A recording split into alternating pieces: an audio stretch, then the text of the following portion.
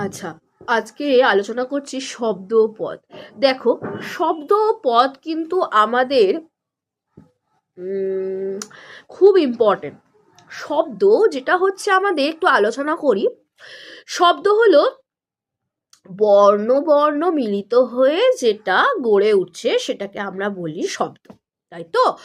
এবং সেই শব্দ প্রয়োগ করি আমরা, মানে আমাদের মুখের মাধ্যমে, বাকধ্বনি, যেটাকে ধ্বনি ধ্বনি বলা হয়। ধ্বনি যখন মুখে বলছি সেটা হয়ে যাচ্ছে ধ্বনি, আর লিখছি যখন সেটা হয়ে যাচ্ছে বর্ণ, এবং সেটাকে আমরা বলবো শব্দ। ধ্বনি ধ্বনি মিলিত হয়ে হচ্ছে শব্দ, বর্ণ বর্ণ মিলিত হয়ে হচ্ছে শব্দ। এবং আমরা যখন লিখছি তখন সেটা শব্দ বর্ণমালায় প্রকাশ পাচ্ছে, এবং শব্দ এক একটা শব্দ, যেমন আমি কাল স্কুলে যাব, আমি একটা শব্দ, কাল একটা শব্দ, স্কুলে একটা শব্দ, যাব একটা শব্দ। এবার এই একটা যে সেন্টেন্স হলো, সেন্টেন্সের মধ্যে কিন্তু শব্দের সাথে যখন বিভক্তি যুক্ত হবে তখন কিন্তু সেটা পদ আকারে পদ হয়ে যাবে। শব্দের সাথে বিভক্তি যুক্ত হলেই কিন্তু পদ হয়ে যাবে। এবার বিভক্তি দেখো কত রকমের আছে।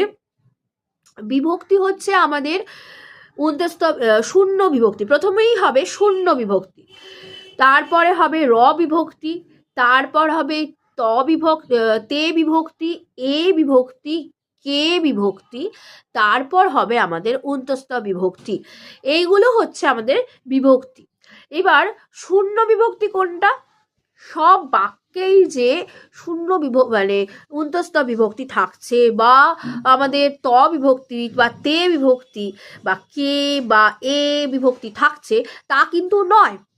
সব বাক্যে কিন্তু থাকছে না, থাকছে শূন্য বিভক্তি।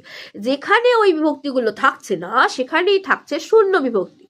যেমন আমি কাল স্কুলে যাব, স্কুলেতে কিন্তু এ বিভক্তি আছে, ঠিক আছে? সুতরাং স্কুলে কথাটা শব্দ নয়, পদ হয়ে যাচ্ছে।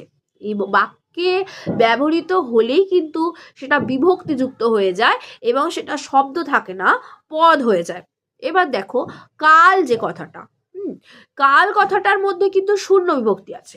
আমরা কি কয়াকা ল কাল, সেটাকে যদি আমরা ভাঙি তাহলে কিন্তু অবশ্যই আমরা দেখতে পাবো লাস্টে, মানে শেষে, লয়ের শেষে অস্বরধ্বনি আসছে, তাই তো?